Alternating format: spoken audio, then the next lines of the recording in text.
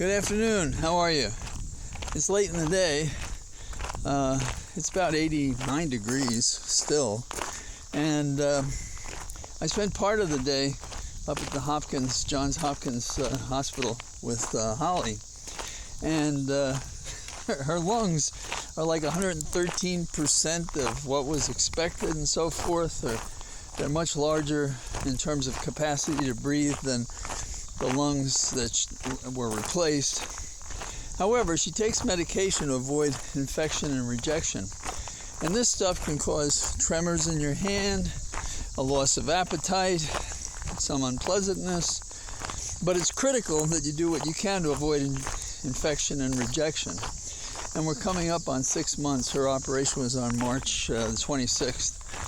And the recovery at first was very hard. As I may have told you, I thought twice the first week she was going to die. And so today, when we drove up to the hospital and she got out of the car, she like sprung out of the car, and then I went and parked it.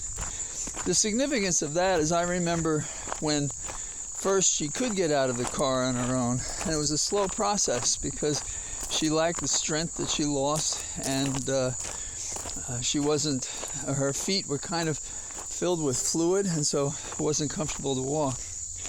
I say this not only because it's on my mind and because we had a good day, but because people should understand if they're comfortable donating organs, they give a lease on life to other people. And it doesn't cost you anything. And they have actually honor walks for those who do this. So forget the public service announcement. Today, I think we had some good things happen.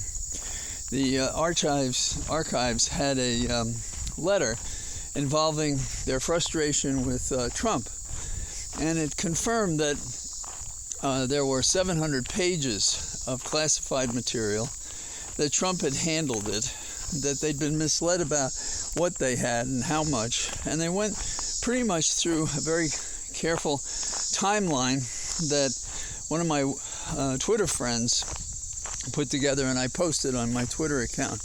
But if you read the New York Times, you'll get the same reading on this. So I think this is a very exciting piece of news, because I think our debate, and I'm not sure that the professional lawyers understand this, there are two paths, and we have to be present on both paths in order to have a chance at getting this demonic former president in the brig. And here are the two paths. Number one, we have to encourage in every way possible the righteous assertion of the law in the courtroom. And there are different rules and so forth there. But there are rules that allow you to do things that are helpful in the courtroom and out of it. And that's the second path. But let's stay at the first path. So if on the first path we make a decision to release the search warrant affidavit, and this, by the way, is not against the law. I've done it myself, and there are provisions for it. And there are some districts that limit how long an affidavit can be sealed. And so that's something, sorry, there was a bug on my arm. But that's something that we can assert properly. And I don't know if the judge is going to run away from it and say, oh, it's too complicated. The thing that bothers me is, how could the judge say that if he was the one who approved the search? It's difficult. Now, the other side is asking for a special master.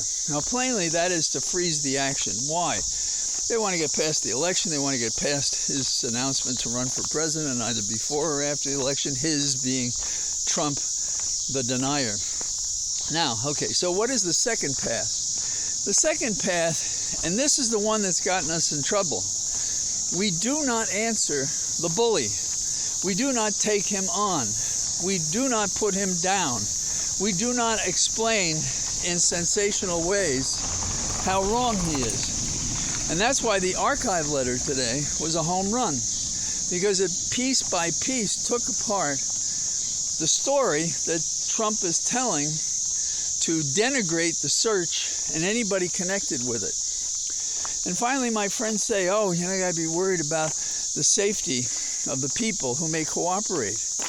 Doesn't that sound like the mob? We have to not enforce the law, lest the people who would come forward with the facts to allow us to enforce the law would be intimidated. We can't be in that position. Bullies have to be put down, and every person who is threatened should be talked to, and action should be taken. For instance, we had a witness before the January 6th committee. It was outlined that there was a call and what was said. Was anything done about that? You could probably talk to any critical witness, and they have been chilled in some way. Then throw sunshine on it if we don't have the names, if we can't pin it down. It is not acceptable that a bully can threaten key witnesses and discourage them from telling the truth about the largest series of crimes by any president and his corrupt band in the history of the Republic. It's not acceptable. So that's kind of my analysis of that. Other good news is that the kidnappers would-be of the governor of Michigan, Whitmer, have been convicted. I assume that these are felonies that carry large sentences, and I think that's just dandy. It can't be big enough, in my opinion. But let me return to my point on how do we deal with Trump that has not been done before. And the answer is, if we have a lever in the court to work, we follow the rules, we present the facts, we present the law, we fight, and we put our papers together faster than we are now. And we start insisting on moving these cases along, calling them out for delay. That's in the courtroom. Outside the courtroom, we should be saying things. We should be saying things that answer the BS charges of Trump and his worthless lawyers. And if we're not doing that, we're not in the fight, and we should be surprised if we think we can win it. The other thing that you worry about is, those athletes who run out the clock. Okay, they run out the clock because they think they have an advantage on the opponent. Here, there's a disadvantage to engage in the game. So we run out the clock by denying the opportunity to courts and papers and others to get the information, and we spread this. We have to deal with those things. If we're not fighting those things, we're not in the battle. And we have to be in whatever arena or arenas rise to matter in terms of the public's belief system of what's real and unreal. And, I have my friends, and you probably do too, and maybe some of you feel this way. Say, what are you doing, John? You can't possibly release the affidavit. Why not? It drives me crazy that in this country you can say you have a Fourth Amendment right, but you're not entitled to know what was the ex parte conversation with the judge that issued the warrant. I do believe that in this case, this warrant is 10 by 10 perfect, and that this warrant and this affidavit advanced the ball in the court and in the field of public opinion. And we cannot think that we can cabin off the rest of the world in a mahogany courtroom and win a battle against Trump and his legions of liars. They lie in court, they lie out of court, and we have to fight like we're aware of that. We also have to fight like we really intend to arrest him, that we really intend to arrest his cohorts. And I don't see enough of that. So, I think this is a wonderful day. We've had advances that are important, both factual and otherwise, and we can't allow this to float on by. There's too little time between now and the election.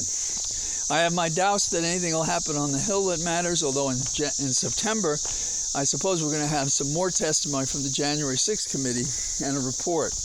It should be a humdinger, and if it doesn't call for prosecution, you might just as well open the window and throw it out the window. Because it matters not if we have the language but we don't have the delivery of the action that corresponds to the language condemning Trump and his associates. So, that's my thinking today. And I'll talk to you again soon from my Cathedral of Trees. Bye-bye.